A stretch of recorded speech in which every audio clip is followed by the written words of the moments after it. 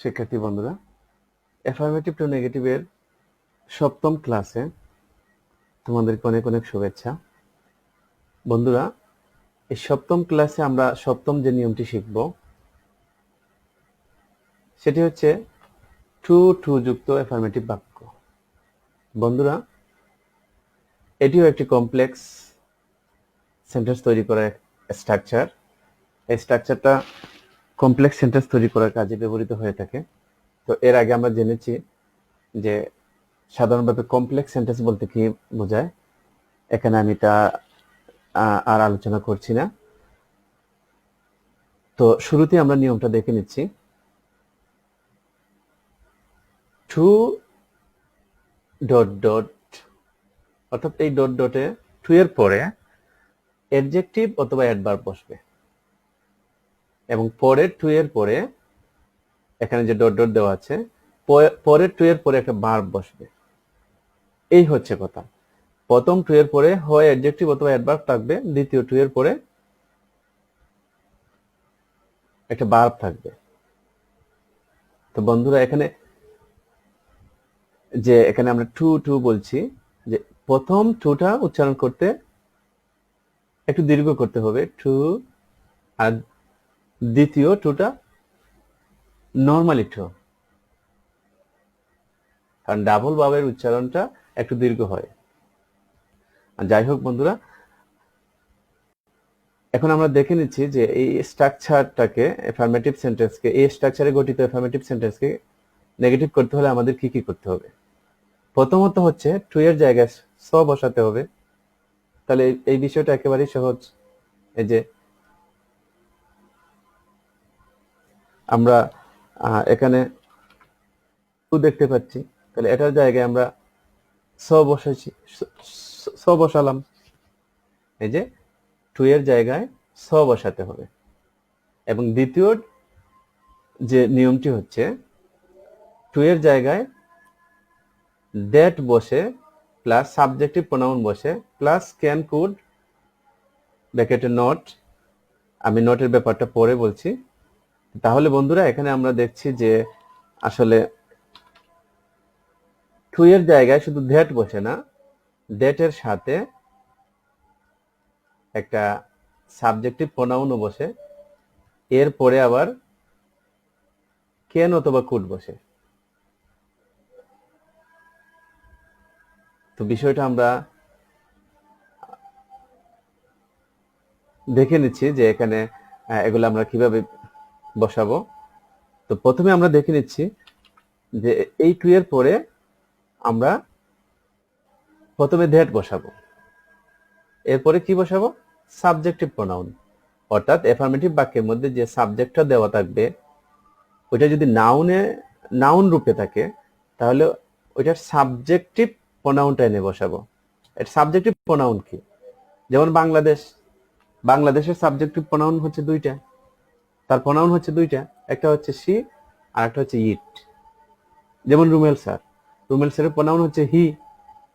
যেমন একজন মহিলার কথা বললাম, রীতা, তার প্রোনাউন হচ্ছে সি।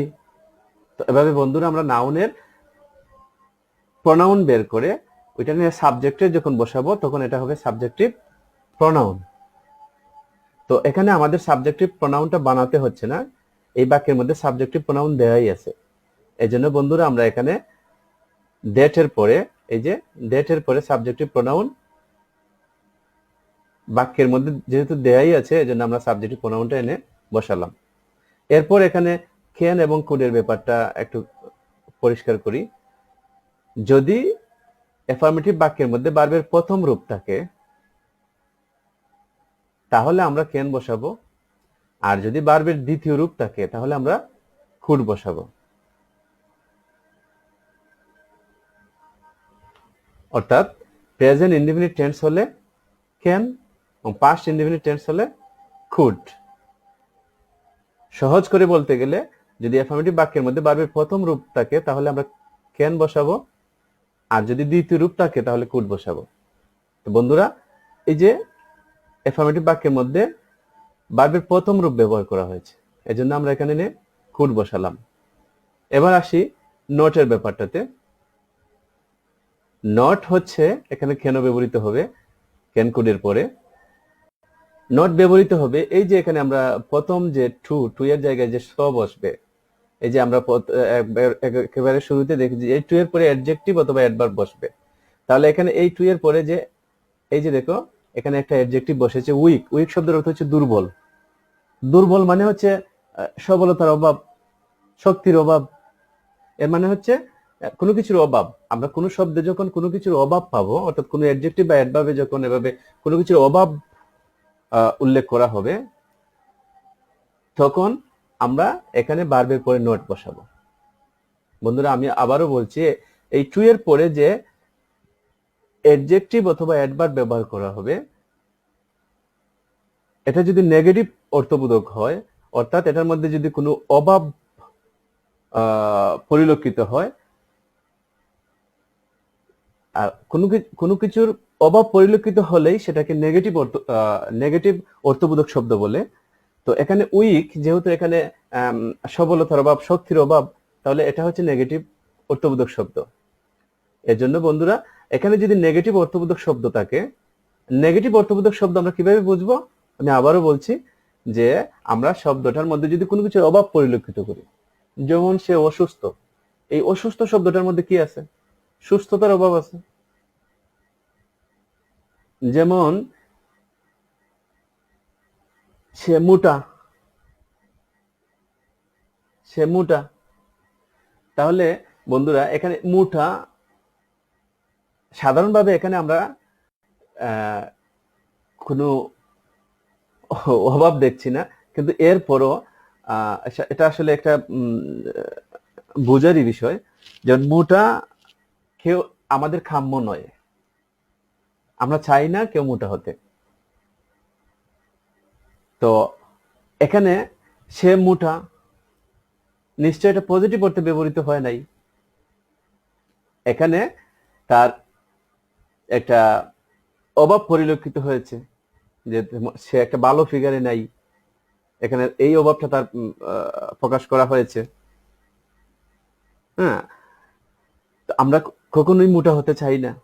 এই যে চাই না, তথাপি এখানে মোটা হয়ে গেছে। তো এখানে আমাদের অপ্রত্যাশিত বিষয় চলে আসছে। এভাবে বন্ধুরা আমরা কোনো একটা জিনিস যখন আমরা চাই না কিন্তু এটা ঘটে গেছে, তখন এটাকেও আমরা ধরবো যে এটা নেগেটিভ অর্থবোধক শব্দ। আশা করি তোমরা বুঝতে পেরেছো বন্ধুরা। যেমন সে কালো, এখানে কি ফর্সার অভাব। সাধারণভাবে এখানে কালো, এখানে আমরা নেগেটিভ কোনো কিছু দেখছি না, কিন্তু মেয়েটা অনেক কালো। কেউ যখন বললো মেয়েটা কালো, বাদ দেও অনেক, বললো যে মেয়েটা কালো, এর মানে কি? আমরা চাই না কেউ কালো হতে, এখানে ফর্সার একটা অভাব পরিলক্ষিত হয়েছে। এজন্য এখানে কালো শব্দটা হবে নেগেটিভ অর্থবোধক। তো বন্ধুরা আশা করি যে বিষয়টা বুঝতে পেরেছো। এই টু এর পরে যখন নেগেটিভ অর্থবোধক অ্যাডজেক্টিভ অথবা অ্যাডভার্ব বসবে, তখনই আমরা শুধু এখানে নট যোগ করব। এরপরে যথারীতি এই টু এর পরে যে ভার্বটা থাকবে ওই ভার্বটা বসাবো, এবং অন্যান্য যদি থাকে তাহলে অন্যান্য বসাইয়া বাক্যটা শেষ করব।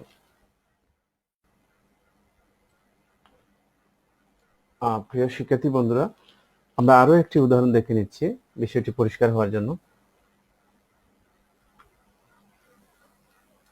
যেমন অ্যাফার্মেটিভ বাক্যে আমরা বললাম Robin is too smart to type computer.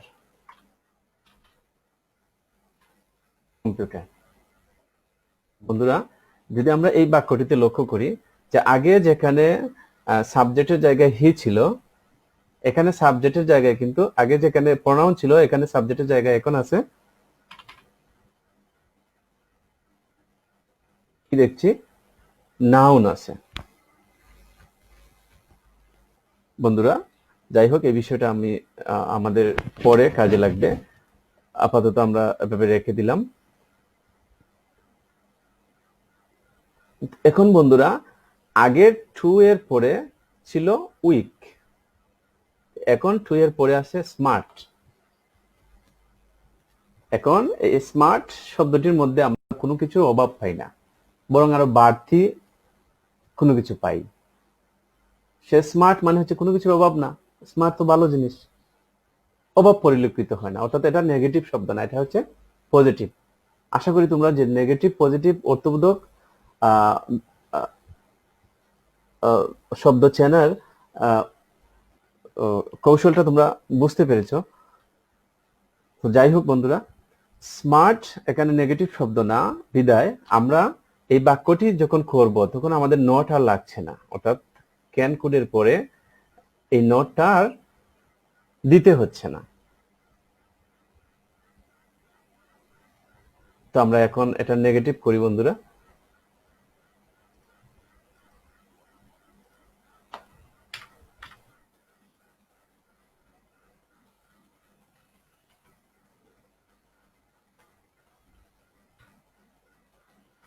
Robin is, কি বসাবো টু এর জায়গায়? So, Robin is so smart, এবং এই টু এর জায়গায় কি বসাবো? দ্যাট। এবং এর পরে যে ইম্পর্টেন্ট বিষয়টি সেটি হচ্ছে এই যে দ্যাট এর পরে সাবজেক্টিভ প্রোনাউন এনে বসাবো। এখন তাহলে সাবজেক্টিভ প্রোনাউন আমরা কোথায় পাবো? সাবজেক্টে যাব, সাবজেক্টে গিয়ে দেখবো এটার প্রোনাউনটা কি। তাহলে এই সাবজেক্টের প্রোনাউন হচ্ছে হি। এরপরে কি? ক্যান অথবা কুড। মনে আছে বন্ধুরা, আমরা ক্যান বলেছিলাম যদি ভার্বের প্রথম রূপ হয় তাহলে ক্যান, আর যদি দ্বিতীয় রূপ হয় কুড। তাহলে এখানে প্রথম রূপ আছে, আমরা ক্যান বসাচ্ছি। এরপরে নট আমাদের লাগছে না, কারণ এখন টু এর পরে যে অ্যাডজেক্টিভটা ব্যবহার করা হয়েছে সেটা পজিটিভ অর্থবোধক শব্দ, তাহলে লাগছে না। এবার তাহলে আমরা কি করব? এবার হচ্ছে আমরা ওই বাকিটা বসাবো। এই টু এর পরিবর্তে তো আমরা দ্যাট বসালাম, এরপরে সাবজেক্টিভ প্রোনাউন বসালাম, এরপরে যথারীতি ক্যান কুড থেকে আমরা ক্যান বসালাম। এখন বাকি ভার্ব বসাবো, টাইপ, এবং অন্যান্য শব্দ বসাইয়া বাক্যটি শেষ করব। কম্পিউটার।